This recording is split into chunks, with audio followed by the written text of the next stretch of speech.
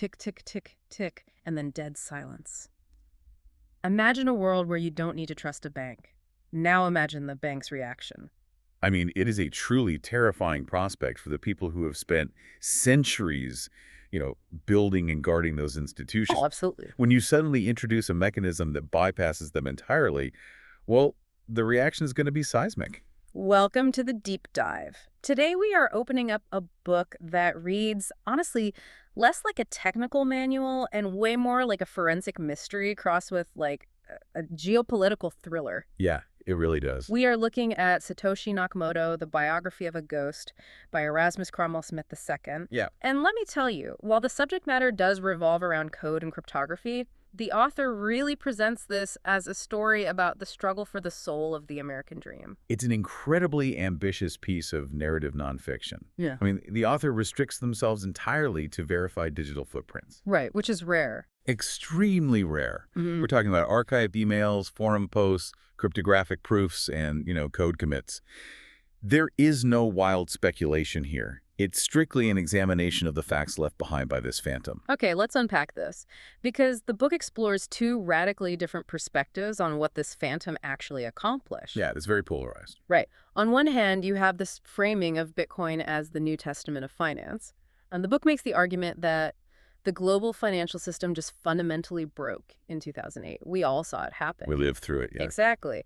And through the author's lens, this anonymous ghost basically provided the only honest exit ramp for everyday people, people whose wealth was just being evaporated by systemic failures. This raises an important question, though, and it's this tension the book explores really deeply. Because from an institutional perspective, you could just as easily look at this exact same sequence of events and call the resulting system a manual for anarchy. A manual for anarchy, that's a strong phrase. Well, think about it. What you have here is an incredibly dangerous disruptor. Someone who completely bypassed the adults in the room. I mean, the central banks, the regulatory bodies, to launch what has grown into a $1 trillion experiment. Right, entirely on their own. Entirely without a license, and crucially, without a safety net. But to really understand why this ghost appeared at all, you kind of have to look at the burning building they were trying to escape from, right? True, it didn't happen in a vacuum. Exactly. It wasn't an overnight revelation. Yeah. The author takes us back through this entire intellectual lineage. The foundation for this was poured decades before 2008. Right, with the cypherpunk movement. Yeah, explain that for our listeners who might not know. So this was a loose global collective of brilliant cryptographers, mathematicians, and, privacy advocates. And they had been trying to build digital cash since the 1980s. Like way before most people even had the internet? Exactly. And the book details several major attempts. You had David Chaum's DigiCash, which introduced the concept of blind signatures. Let's actually pause there because blind signatures are, well, they're crucial to understanding the evolution here. They really are. So imagine you have a physical check, right? And you put it inside a sealed envelope with a piece of carbon paper. Right. You hand that sealed envelope to your bank. They sign the outside of the envelope, and the carbon paper transfers their authorizing signature onto your check inside. So the bank officially verifies that the funds are good. Exactly. But they have absolutely no idea who the check is made out to or what you are buying. That is the essence of a blind signature. It's verification without surveillance. Which was just a revolutionary idea for digital privacy. But, DigiCash still required a centralized company to actually process those signatures. So there was still a central point of failure. Precisely. If the company goes down, the money goes down. Yep. Then you had Timothy C. May writing the Crypto-Anarchist Manifesto. He predicted that mathematics would eventually allow for entirely anonymous economic interaction. Basically fundamentally altering government interference. Right. And then the technical stepping stones really start to fall into place. Mm-hmm. You had Wade Dye proposing a system called B-money. Ah, B-money. Yeah, which introduced the idea of a distributed ledger where everyone keeps a copy of the records rather than trusting one central bank. Yeah. And crucially, you had Adam Back's Hashcash. Hashcash is so fascinating to me because it introduced this proof-of-work concept. Mm-hmm. And initially, it was just designed to stop email spam. Yeah, that was the whole point of it. The idea was to force a computer to solve a very brief, complex mathematical puzzle, essentially doing a tiny bit of computational heavy lifting before it could actually send an email. Right, it's like forcing your computer to do 100 push-ups before hitting send. Yeah, exactly. It is effortless for a normal user sending one message to their mom, but mathematically crippling for a spammer trying to send a million messages at once. It served as a digital postage stamp. It proved that a certain amount of effort, like computational energy, had been expended. But none of these brilliant minds could quite crack the ultimate puzzle, which is the double spend problem. The holy grail of cryptography at the time. Right, because digital files, by their very nature, they're just data. They can be copy-pasted. If you have a photograph on your computer, you can email it to 10 different friends simultaneously. Sure. So if you have a digital dollar, what stops you from spending that exact same dollar at 10 different stores at the exact same time? Unless, of course, there is a central bank acting as the referee to update a master ledger. And no one could solve that in a purely decentralized way. Until October 31st, 2008, Halloween. The ghost arrives. Literally. Yeah. An anonymous figure drops a 9-page white paper onto a cryptography mailing list. Yeah. No fanfare, just a modest email from an entity calling themselves Satoshi Nakamoto. Just saying, essentially, I've been working on a new electronic cash system that's fully peer-to-peer with no trusted third party. And shortly after, on January 3rd, 2009, Satoshi mines the Genesis block, block 0 of the network. But here is where the book highlights such a critical detail. Satoshi embedded a specific message into the code of that very first block. Yeah, it's such a striking image. It was a headline from the Times of London that day. Quote, "Chancellor on brink of second bailout for banks." It basically acts as a permanent ideological timestamp. It wasn't just proof that the network started on that specific day. It was a quiet manifesto. And this brings us to the macro pivot of the whole story.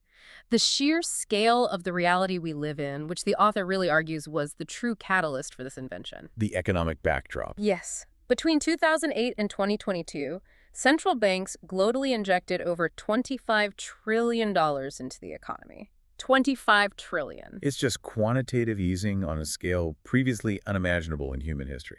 And the book frames this period not just as a policy shift, but as a mechanism that fundamentally altered the recipe of our money. How so? Well, think about it like this. If you are making a pot of soup for your family, and you just keep adding gallons of water to double or triple the volume, you haven't actually created more food. Right, you've just watered it down. Exactly. You have just diluted the flavor and the nutritional value down to nothing. And the argument presented in the book is that this $25 trillion dilution really fueled the desire for a system with a fixed supply. A monetary policy governed by rigid mathematics rather than by, emergency committee meetings in Washington or Frankfurt. Right. And through the author's lens, the American dream of home ownership is basically dead for so many people precisely because their savings are that diluted soup. The dollar is essentially a leaking bucket. It's a bleak picture. It is. If you have $1 million today, your actual purchasing power is a fraction of what a family had with $50,000 in 1970. And that staggering economic context is what makes the 2008 origin story so potent. Exactly. Think about the stark contrast the book draws here. You have the $700 billion TARP bailout in the United States, right? Injecting taxpayer money into the very institutions whose reckless mortgage lending caused the global crash. And on the exact opposite side of the spectrum, you have the profound silence of a single programmer sitting anonymously in a suburb in London or Tokyo or wherever, typing out lines of C++. Just quietly coding. While the banks were being rewarded for failure, one person was writing a way out. If you look at it from that perspective, isn't this just a rational lifeboat for a sinking ship? Well, the book certainly leans heavily into that romanticism, but we do have to push back on the reality of it. Bypassing institutional trust is inherently dangerous. You think so? Even with how flawed the 2008 system was? Yes, the bailouts were highly controversial, obviously. Yeah. But central banks, for all their faults and all their dilution of the currency, they provide a buffer against total societal economic collapse. They act as the backstop. Exactly. They are the lender of last resort.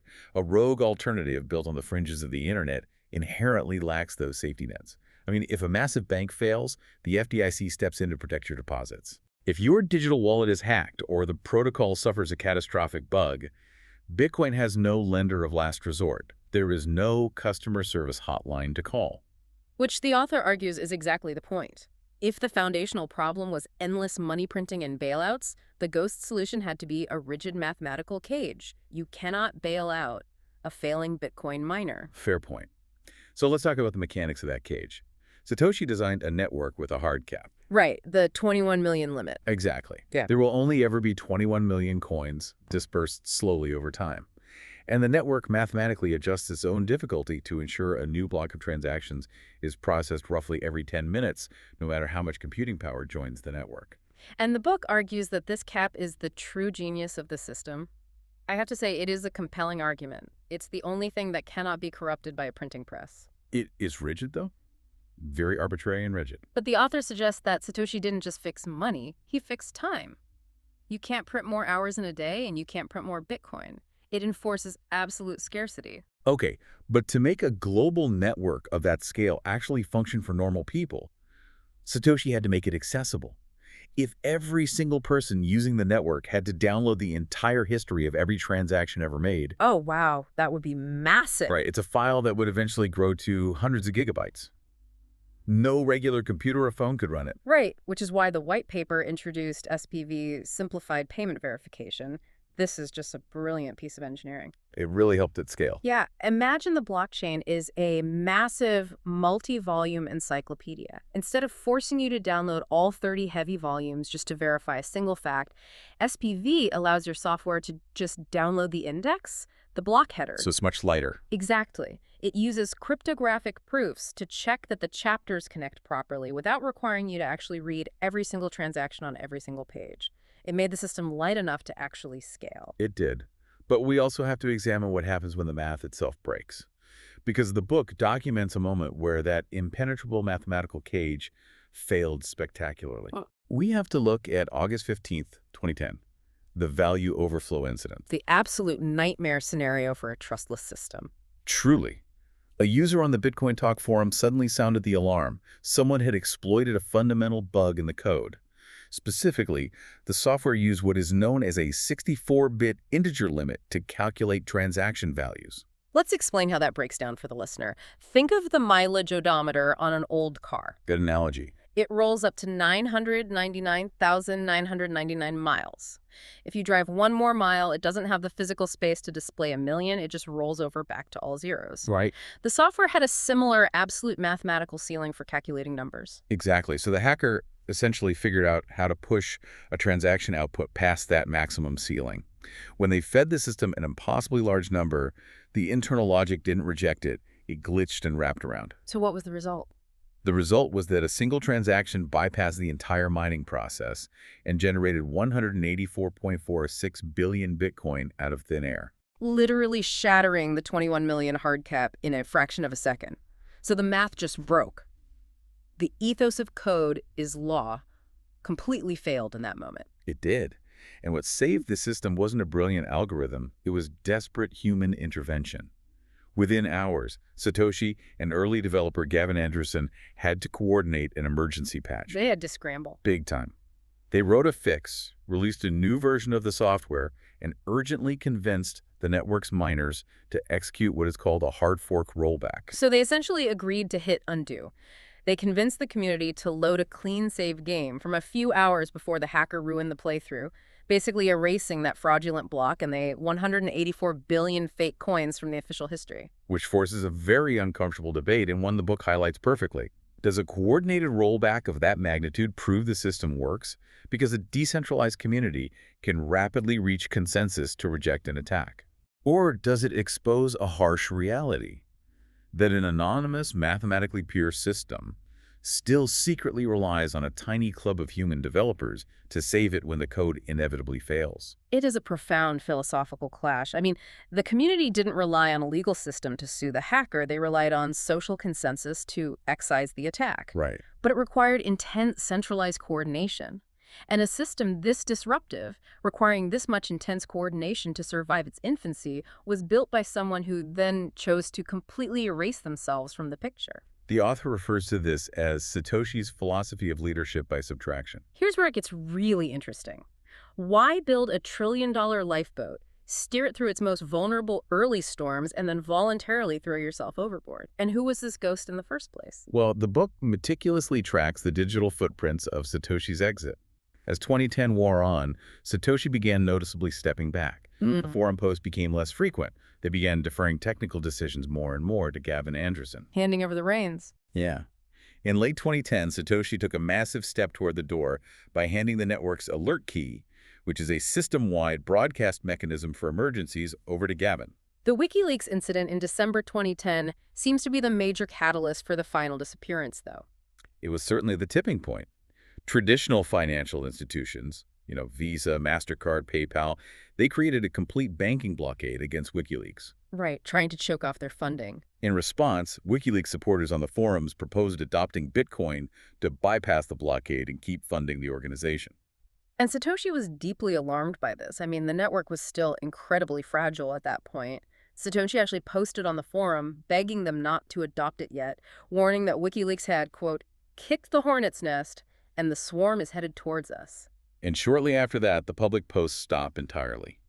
The final known communication was a private email sent to developer Mike Hearn on April 23, 2011. What did it say? It simply read, "I've moved on to other things. It's in good hands with Gavin and everyone." And then, complete silence. Which brings us to the second half of the book, where the author really transitions from history into active detective work.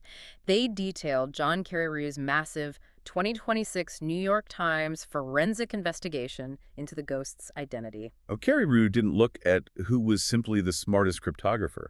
He utilized modern linguistic analysis on a database of over 134,000 archived posts from early cryptography mailing lists. That is a massive data set. He was hunting for unconscious grammatical fingerprints, and that investigation pointed heavily toward Adam Back, the original inventor of Hashcash. Now, we need to state this very clearly for you listening. Adam Back categorically denies this claim. He has consistently stated that any linguistic similarities are merely a combination of coincidence and just the shared vernacular of cryptographers at the time. Right, it's important to note his denial. But the evidence Carreyrow presented in the book is a fascinating study in forensics. It largely centers around 325 distinct hyphenation irregularities in Satoshi's writing. The analysis showed that both Satoshi and Adam Back demonstrated a highly unusual grammatical quirk that linguists refer to as an inverted consistency. Okay, let's unpack this grammatical fingerprint because it is wild. Every Standard English grammar generally dictates that you leave compound nouns open without a hyphen. But Satoshi consistently forced hyphens into them, for instance, writing proof of work with hyphens every single time. And the inverse of that consistency is how they handled adjectives. Normally, you are supposed to hyphenate compound adjectives when they modify a noun, but Satoshi consistently failed to do so when the rules required it. It's just a very specific inverted way of writing. Extremely specific. Out of all the grammatical irregularities cataloged by the investigation, Adam Back's archived writings matched 67 of them. That was nearly twice the match count of any other candidate analyzed. And it went beyond just hyphens, too. The investigation tracked vanishingly rare phrasing. The specific phrase partial pre-image, which is a highly technical cryptographic term describing an input that produces a specific hash output, appeared in the writings of only 2 out of the 34,000 participants on that mailing list. And Back was one of them. Exactly. What's fascinating here is the conceptual overlap as well. They both used the exact phrase, burning the money, as a theoretical framing for digital coin issuance. They both possess the quirk of placing the word also at the very end of sentences. Which is pretty uncommon. Right. And they both consistently use double spaces after periods, which is an older typewriter habit. Furthermore, Carreyrow highlights a behavioral timeline. Adam Back essentially disappeared from the active cryptography mailing list discussions during the exact multi-year window that Satoshi was actively building and running Bitcoin. Wow. And then he reemerged on the forums just 6 weeks after Satoshi sent that final April 2011 farewell email. It paints a deeply compelling circumstantial case, even with the denials. But whether it is Adam Back or someone else entirely, the core question for me always returns to the motive. Why did the creator go through so much trouble to hide? The book has a few theories on that. The author presents a fascinating theory. He hid because he knew if he had a face, governments and regulators would find a way to make him blink. A deliberate shield for the protocol. Yes, think of it like designing an indestructible multi-trillion-dollar vault, but purposefully taping the combination to the front door and then walking away into the woods forever. Leaving it to the world. He gave the world the code, the key to the entire system, but he intentionally removed the CEO. Because if there is no CEO, there is no one for regulators to subpoena. There is no one to pressure, no one to threaten, and no one to corrupt. The system survives purely on its own mathematical momentum. We connect this to the bigger picture, though. The author also entertains a starkly different, much more self-preservationist motive. What's that? Well, the WikiLeaks panic proves that Satoshi knew exactly what the stakes were. He hid because he knew he was breaking the law. He understood profoundly how vulnerable he and his unlicensed grassroots network were to state power. So he's about fear. He wasn't just stepping back to give the protocol wings, he was protecting himself from the inevitable swarm of the hornet's nest. So what does this all mean? We're left with this empty chair at the head of a trillion-dollar table.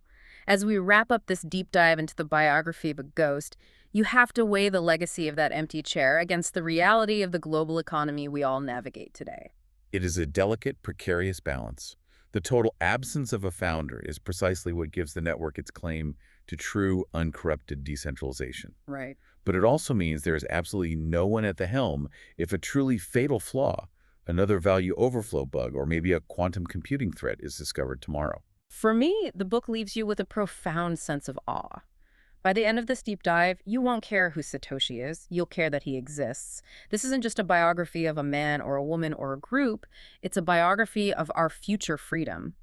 It is the story of a protocol that outgrew its creator to offer an alternative to a diluted, broken financial system. And yet I look at the exact same history, the exact same code commits, and see something else entirely. This book is a warning. It's the story of how we let a shadow take the steering wheel of the global economy. A shadow. Yes. Don't mistake anonymous for benign. We have entrusted an enormous amount of the world's wealth to a system built by someone who refused to stand behind their work when the hornet's nest was kicked. Which leaves us with one final, lingering thought for you to chew on as you go about your day. The entire trust model of this massive system, the widespread belief that it is completely decentralized, impartial, and immune to manipulation, relies on one massive, unspoken assumption. A huge assumption. It relies on the assumption that the estimated 1 million bitcoins sitting in Satoshi's dormant original mining wallets will never, ever move. But what happens to the psychology of this entirely trustless market if, tomorrow morning, the ghost wakes up and simply moves a single coin?